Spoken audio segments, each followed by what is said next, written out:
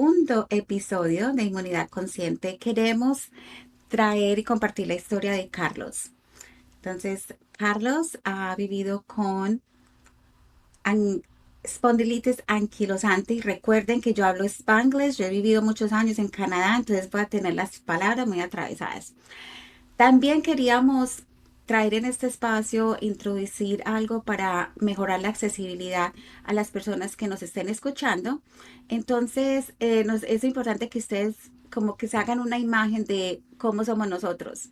Entonces, yo soy Cristina, soy pues colombiana, tengo pelo negro, me gusta amarrarme las flores para recordarme de la ciudad de la eterna primavera, mi ciudad de Medellín. Tengo gafas y tengo un suéter azul porque vamos a hablar sobre la espondilitis anquilosante y en mayo va a ser el mes de la concientización sobre esta enfermedad. Ahora tú, Carlos. Bueno, yo me llamo Carlos, soy de Valencia, de España. Llevo también gafas, llevo barba con bigote. Aunque no se vea muy bien, soy un poquito pelirrojo. Y en este caso, pues llevo también un polo de color azul para concienciar este mes de la espondilitis anquilosante. Wow. So now, ¿sí ven? Les dije que les iba a traer aquí inglés. Ah, entonces, resulta que nosotros, hablando de la espondilitis anquilosante, eh, es solamente parte de un grupo más grande de artritis que no solamente tiene la enfermedad pues, de Carlos, pero también tiene la artritis psoriática, la espondilioartritis periférica, la artritis enteropática, que prácticamente pues es como la manifestación intestinal de las personas con este tipo de artritis. También tenemos aquellos pues que les son diagnosticados con este tipo de enfermedad en menores de 16 años, la artritis reactiva y la espondilioartritis que es indiferenciada. Entonces, esto es un grupo grande, no es solamente pues un dolor de espalda. O si no, explícanos tú, Carlos, cómo empezó tu historia con la espondilitis anquilosante. Ay, Dios mío. Bueno, mi historia empezó hace bastante tiempo, es un poquito larga, si me ando por las ramas puedes cortarme sin problemas. Todo empezó hace unos 12 años, yo tenía 18 y bueno, por aquel entonces pues hacía deporte, practicaba remo y durante el verano me pasaba que tenía como unos dolores en las piernas, pero eran unos dolores extraños, no eran como cuando tú te das un golpe, por ejemplo, eran como una especie de agujetas muy intensas. Entonces, bueno, empecé a ir al médico y al principio me decían miles de cosas que no tenían nada que ver, que esto le habrá pasado a mucha gente porque yo hablo con muchas personas que tienen espondilitis y me dicen lo mismo, que al principio pues los médicos como que no saben detectarle bien esta patología porque es realmente difícil de detectar, ¿no? Entonces a mí me decían pues que eran sobrecargas musculares, que era falta de vitamina D, muchísimas cosas. Entonces, bueno, hubo ahí como un intermedio en el que dejé de ir al hospital porque coincidió que yo me fui a otra ciudad. Entonces, bueno, por cambio de médicos y tal, dije, vale, pues voy a esperar a mudarme a la otra ciudad y ya allí voy de nuevo al médico a ver qué me dicen. La cuestión es que me mudé a Valencia, que es donde estoy ahora mismo, y durante un par de años no tuve ningún síntoma, la verdad. Yo terminé mis estudios, etcétera, y justo empecé a estudiar unas oposiciones para Guardia Civil, que bueno, para los que sean fuera de España es como un cuerpo parecido a la policía. Y yo para entonces me tenía que preparar unas pruebas físicas para probar la oposición. Entonces yo recuerdo que practicando esas pruebas físicas, pues que hacíamos típico de correr, ¿no? Pruebas de 200, 400 metros, 1000 metros, etcétera, entre otras muchas pruebas. Había momentos donde yo sentía como unas sobrecargas musculares muy grandes, muy grandes. Yo seguía yendo al médico y a mí me decían que era eso. Llegó a un punto en el que yo empecé a ir a un fisio, me enseñó cómo hacer estiramientos y la verdad es que parecía que la cosa como que mejoraba un poco. Yo los iba haciendo y bueno, pues al poco podía volver otra vez a adaptarme a los entrenamientos, pero hubo un punto de inflexión que fue, digamos, a finales de 2017, Yo tuve como una infección muy grave. A día de hoy no sé qué fue exactamente porque ni siquiera los médicos lo saben, pero estuve 2 semanas con muchísima fiebre, con llagas por toda la boca, pero nivel extremo, no era capaz ni de beber agua. Estuve así 2 semanas muy mal, perdí de hecho mucho peso porque como te digo no podía comer ni nada. Pero bueno, me recuperé y la cuestión es que al poco tiempo, a las 2 semanas, fui a correr una carrera popular que era en un pueblo y bueno, pues yo recuerdo que cuando terminé la carrera, de repente noté como que las piernas las tenía que parecía cemento, o sea, una sobrecarga muscular increíble. Pero en ese momento tampoco le di mucha importancia porque, bueno, llevaba mucho tiempo parado en el pueblo. Había muchas cuestas y yo no estaba acostumbrado a correr en cuestas, entonces dije, bueno, a lo mejor me he pasado un poco corriendo. La cuestión es que poco a poco esas sobrecargas musculares fueron cada vez a más, hasta el punto de que llegó un momento en que tuve que empezar a andar con muletas porque me costaba mucho andar. Y poco a poco, en lugar de mejorar, la cosa iba empeorando hasta el punto de que acabé literalmente empotrado en una silla de ruedas porque no podía moverme absolutamente nada. Recuerdo que tenía muchísimos dolores, no podía dormir por las noches, las piernas y la espalda totalmente rígido. Yo recuerdo que cosas tan simples como ir al servicio me tenían que ayudar mis padres porque es que no podía, o sea, horrible. Ahí, obviamente, pues empecé a ir más al médico, incluso a urgencias. Al principio no sabían qué era lo que me pasaba, me mandaban pastillas para relajarme los músculos, pero no funcionaban. Hasta que en una de esas que fui a urgencia, la doctora que me vio se hacía una idea de lo que podía ser y me dijo, a ti te vamos a ingresar esta noche. Me acuerdo perfectamente, fue un 14 de febrero de 2018, el día de San Valentín. Un Oh. bonito regalo. Me ingresaron esa noche y yo realmente no sabía qué era lo que me estaba pasando. Yo pensaba que, no sé, que iba a ser a lo mejor una noche y ya está. No era muy consciente de la magnitud. Sí que hubo un momento como que me asusté un poco porque digo, fue como que de repente todo empezó a ir muy rápido y pensé a ver si es que tengo algún tipo de Mm. tumor o de cáncer o de algo así muy grave que me está afectando. Entonces estuve una semana ingresado en el hospital. Allí me estuvieron haciendo pruebas. Aunque no supieron bien cuál fue la infección, cuál fue el motivo, sí que lo que me dijeron era que esa infección, digamos que activó la parte genética que tenía yo dentro de la enfermedad, fue lo que lo activó. Y bueno, pues me hicieron una serie de estudios, de análisis, hasta que una semana después ya me dijeron pues que lo que tenía era espondilitis anquilosante. En ese momento, pues la verdad es que no supe muy bien cómo tomármelo, fue un poco raro. Por una parte fue como que estaba contento, entre comillas, porque dentro de lo que cabe pues no era un tumor ni un cáncer ni nada así grave. Pero por otra parte, claro, yo nunca había escuchado sobre esa enfermedad, yo no tenía ni idea de qué era, o sea, yo me quedé un poco a cuadros, ¿no? Entonces, la verdad es que en ese momento tampoco me ofrecieron mucha información, que eso es algo que también mucha gente me ha contado cuando le detectan la enfermedad. Recuerdo que me dieron un folleto, vamos, un trozo de papel por delante y por Ujú. detrás que hablaba un poco de la enfermedad y poco más. Entonces, claro, yo en ese momento no era muy consciente de a lo que me iba a tener que enfrentar en la vida. Entonces, como que no le di mucha importancia. Luego ya conforme fue pasando el tiempo y fui viendo las consecuencias y todo lo que iba a tener que ir pasando, ahí así que dije, uff, lo que me ha tocado. Pero bueno, yo siempre lo he sabido sobrellevar bastante bien, es algo que lo tengo muy aceptado. Ya después de esa semana ingresado en el hospital, empecé con un tratamiento de antiinflamatorios, que la verdad es que me dejaban hecho polvo, siempre lo recordaré. Empecé también poco a poco a hacer movilidad, a ir al gimnasio para ganar un poquito de fuerza, porque estuve muchos meses Ujú. pues prácticamente sin moverme, perdí muchísima musculatura en las piernas. Y fue así hasta junio de ese año que entonces ya empecé con los biológicos. Empecé con la medicación, que son los pinchazos, que digamos que lo que hacen es que te bajan el sistema autoinmune para así frenar un poco la enfermedad.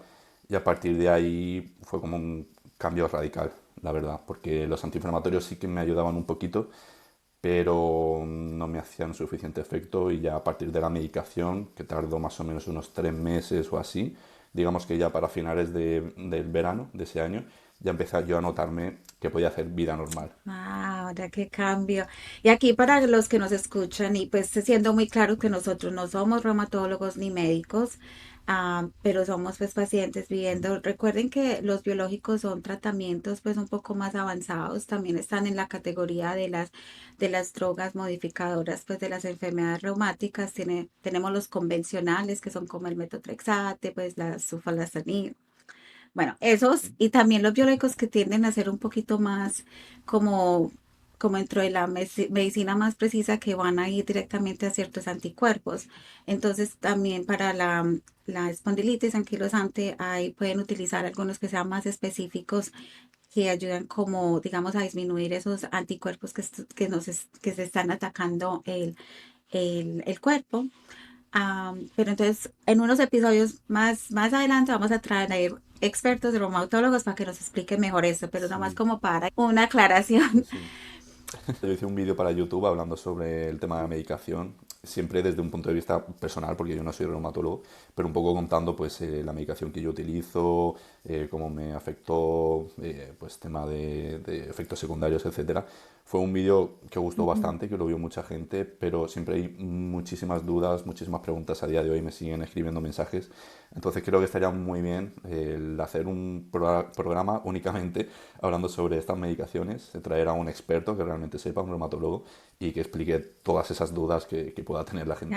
De hecho, es un video muy chévere, se los recomiendo. Ah, bueno, en cuanto, vos dijiste este impacto pues que tuviste en tu vida cotidiana, ¿cómo afectó esa relación con tu autoestima siendo tan joven, deportista? O sea, ¿cuál fue el impacto que tuvo en tu vida? Uf, muy buena pregunta. Sinceramente al principio mal, mal, porque como yo te comentaba, yo venía pues de hacer deporte, además que coincidió justo que el año en el que yo enfermé, o sea, a finales de 2017, pues a principios, fue justamente cuando yo me empecé a meter en el mundo de la nutrición, empecé a estudiar por mi cuenta, empecé también a ir al gimnasio, a aprender sobre entrenamiento, empecé a correr carreras populares, que yo al principio odiaba correr. O sea, digamos que me metí mucho en ese mundo, empecé a cuidarme mucho, a ganar mucho músculo, etcétera. Entonces, claro, a mí cuando me ingresaron, como comentaba antes, estuve meses sin poder moverme, las piernas se me atrofiaron por completo, o sea, se me quedaron como palillos completamente en los huesos. Y claro, yo me veía, tenía como una dismorfia corporal, ¿no? Me veía por arriba un poquito más fuerte, tampoco mucho, porque llevaba tiempo sin entrenar. Y luego por debajo, pues tenía 2 palillos. Entonces, yo Mm. recuerdo que a mí al principio me daba un poco de cosa ir al gimnasio, porque iba con pantalones cortos, entonces se me veía como descompensado y me daba como mucha vergüenza. Pero luego aprendí a sobrellevarlo. Aprendí que al final cada persona tiene sus cosas, tiene su vida, tiene su mochila, todos cargamos con una mochila. Si no es por una patología, a lo mejor por problemas económicos o por problemas con la pareja o por mil problemas, todo el mundo tenemos nuestra mochila. Entonces aprendí a aceptar pues, que esa situación que me había llevado a estar así era algo que yo no había elegido, era algo que me había tocado y que, oye, dentro de lo que cabe, pues estaba echando narices, ¿no? Estaba yendo allá al gimnasio para volver otra vez a encontrar mi forma y me dejó de importar lo que pensara la gente, porque al final, pues ya te digo, todos tenemos lo nuestro. Me enfoqué en mí mismo y dije, pues oye, creo que bastante valiente estoy siendo de enfrentarme a la enfermedad como para preocuparme de lo que piensen Ujú. los demás, ¿no? Entonces al principio sí que me costó un poco, pero luego me fui adaptando poco a poco, la verdad. Muy valiente de ti compartir esa historia, porque por lo general las mujeres somos las que nos preocupamos mucho pues como por la imagen corporal, pero eso también sucede pues a los hombres. Entonces, gracias por compartir esto. Sí. En cuanto a la gestión emocional, porque es algo que es muy importante para ti. ¿Qué te ayuda a sentir mejor en esos días que son difíciles, que no puedes controlar el dolor o la fatiga? ¿Cómo manejas esos días? Vale, esto al final creo que es muy personal, depende mucho de las personas, a cada uno le ayuda de una manera diferente. A mí, por ejemplo, pues me ayuda mucho, bueno, me ayuda mucho ir al gimnasio, también depende un poco de la fatiga. Si estoy muy fatigado, pues obviamente cada uno tiene que escuchar a su cuerpo y a lo mejor pues ese día me lo dedico a mí, a descansar y decir, no pasa nada, no tengo por qué sentir esa obligación de entrenar. Pero luego otras veces sí que es verdad que a lo mejor estoy un poquito cansado y voy a entrenar y luego salgo lleno de energía del gimnasio, entonces depende un poquito. Pero sobre todo creo que el autocuidado es muy importante, dedicarte tiempo a ti. A mí me ayuda luego pues a hacer cosas que me gustan, pues por ejemplo ver películas o a lo mejor leer, escuchar música o a lo mejor pues estar, no sé, tranquilo en mi habitación, meditando o cosas por el estilo. Creo que cada uno tiene que, como te digo, hacer cosas que le gusten y sobre todo tiene que hablar también con la familia, por un lado porque puede ser como un gran apoyo, bueno, familia, amigos, pareja, etcétera. Y luego también porque hay momentos en los que a lo mejor pues tú por esa fatiga o por ese malestar que tienes, a lo mejor te apetece estar solo Ujú. y creo que es importante explicarle a tus seres queridos, ¿no? Que es simplemente como un momento que tú necesitas de autocuidado, que no es que estés enfadado con ellos ni nada por el estilo, sino que simplemente, pues eso, necesitas pues ese momento para ti, a lo mejor salir a andar tú solo, o irte a tomarte un café, o dedicarte ese tiempo. Creo que es algo muy importante.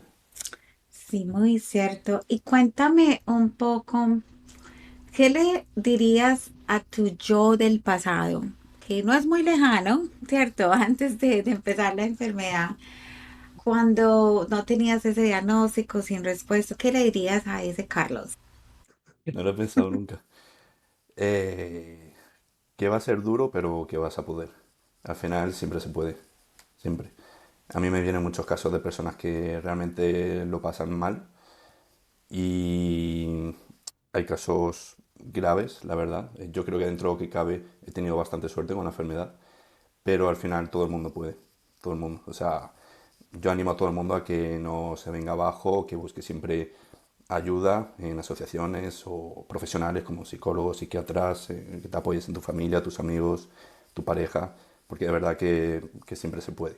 La medicina ayuda mucho, que hay mucha gente también que teme a la medicina. Ujú. Es muy importante cuidarse, hacer deporte, alimentarse bien, etcétera, y sobre todo pues la salud mental, algo que a lo mejor no se le da mucha importancia, pero que realmente hace mucho y afecta bastante a estas patologías. Mira que es muy esencial y creo que no lo mencionamos en el episodio pasado, pero para nosotros es esencial tener esa colaboración con nuestro equipo de salud, con nuestro reumatólogo y todas las especialidades que quizás Ujú. tenemos que ver, ¿cierto? Puede ser el ortopedista o el Claro. médico de medicina deportiva, el psicólogo, o sea, todas esas especialidades. Es muy importante tener esa colaboración donde tú eres el centro de de ese cuidado. Tú Ujú. eres el CEO, como decimos acá en Norteamérica, pues tú eres el CEO de tu enfermedad. ¿Cómo controlas, pues, cómo administras tu tiempo y tus conversaciones con tus profesionales de la salud? Tú mencionaste apoyo con asociaciones profesionales y de pacientes. ¿Hay alguna asociación que conozcas que digas, mira, esta es confiable, consulta a esa asociación? Sí, hay asociaciones tanto en España como bueno, luego en Latinoamérica conozco menos, pero sí que hay bastantes asociaciones. Ahora mismo es que no me acuerdo de ningún nombre.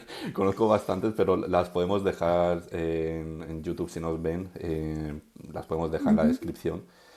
Pero sí, creo que es importante acudir a ellas cuando no sabes a dónde ir, porque al final pues está conformado por personas que tienen esas patologías y que te entienden mejor que nadie y que te pueden guiar, ¿no? en la enfermedad. Entonces creo que sí que es importante, si no sabes a dónde ir, acudir a ellas. Ya te digo, ahora mismo es que ni me acuerdo de ninguna. Puedo echar un vistazo rápido si quieres, pero No, no, y es la perfecto. estoy un poco... No, tranquilo, no. De hecho, aquí yo conozco en Canadá, específicamente, puedo hablar de la Ujú. asociación de Canadian Spondyloarthritis Association, algo así como la Asociación Canadiense de Spondyloartritis. Y hay de hecho un quiz o un cuestionario donde de pronto lo puedas Ujú. utilizar como si estás sospechando que tienes una de estas espondilitis anquilosante, Dios mío, ayúdame. El cuestionario te dice, bueno, ¿cuál es tu edad? Ah, ¿Tu dolor de espalda empezó antes de los 40 años? ¿Empezó despacio y empezó? ¿Tu dolor de espalda ha durado más de 3 meses y ha sido constante? Ah, ¿Tu dolor de espalda mejora cuando te mueves? ¿Experimentas rigidez en tu espalda en la mañana y que dure por lo menos más de 30 minutos? Y si encuentras, si tu dolor de espalda no mejora cuando te acuestas y de hecho tienes más dolor en tu buttocks, ¿cómo se dice? En ¿Los los lumbares? lumbares. Ah, Cuando, los cuando te glúteos. mueves, cuando mueves un glúteo el uno al otro, te Sí. duele más. Y si, Sí. y si te despiertas en medio de la noche porque tienes dolor. Creo que hiciste todos los checklists en ese quiz, Sí. ¿cierto? Sí, totalmente, hice todo, hice todo. Entonces, Pues mira, he aprovechado este momentito para buscar rápidamente en Instagram. A ver, hay muchas asociaciones, pero algunas que yo sigo son, por ejemplo, CEADE barra baja SPACS, que es Coordinadora Española de Asociaciones de Espondiloartritis. Tienes también Inforeuma, ujú, que es Fundación Española de Reumatología. Tienes, ¿cuál más? Bueno, Artritis Valencia, que es aquí en Valencia. Y, a ver, que tenía otra más. Y la Coordinadora Nacional de Artritis, que ujú. en Instagram es con artritis. Ah, Esas sí. son algunas que, bueno, pueden buscarles en Instagram y aportan bastante información. Y luego, pues, si necesitan algo, siempre pueden acudir a ellos para que les informen. No, es perfecto. Yo creo que nosotros vamos a poner todos esos links en el YouTube Sí. para que nos sigan. Entonces, Ujú. no sé, Carlos, ya estamos como llegando al final de nuestro episodio. Si quieres, digamos, tener como un último mensaje para nuestra audiencia. Sí, al final, un poco resumiendo todo lo que he contado, animar a todo el mundo, que sé que es una patología complicada, pero que realmente se puede salir adelante. Sobre todo decirles que no están solos, que otro mensaje que me llega mucho de la gente que se pone en contacto conmigo es que se sienten un poco solos porque la gente no comprende su dolor. Entonces decirles que no, que hay muchísima gente que les comprende realmente, que busquen todas estas asociaciones, que también pueden hablar con nosotros, por ejemplo, que hay muchas personas, aparte de ti y de mí, que comparten información porque son expertos también o que tienen la patología. Entonces, bueno, mandarles muchísimos ánimos y nada, decirles que se puede salir adelante siempre. Excelente, no, muchísimas gracias a todos por escucharnos el día de hoy. Les cuento que la próxima semana vamos a traerles un tema que queríamos hacer en Instagram Live como el mes pasado. Íbamos a hablar sobre los mitos, sobre la nutrición en enfermedades reumatológicas. Entonces esperamos que nos escuchen también el próximo episodio, pero este lo publicamos el miércoles, ¿cierto? La- En todas las plataformas, YouTube, Evox, Spotify y creo que no me deja ninguna más. Sí, por ahora estamos ahí, ¿cierto? Nos podemos regar por todas partes. Iremos ampliando, iremos Iremos, ampliando. iremos ampliando. Entonces, por ahora, síguenos, por favor, compártelo con tus amigos, con tus profesionales de salud, con tus médicos, con todos los que quieran, digamos, conocer un poco más sobre estas enfermedades y también cómo nos sentimos como pacientes y cómo quieren, pues, como que comprendan un poco cómo vivimos nuestras vidas, que aunque hacemos mucho para vivir bien, es complicado, tenemos que hacer muchísimas cosas para vivir bien. Entonces, muchísimas gracias, nos vemos la próxima semana. Más gracias, nos vemos, chao. Chao.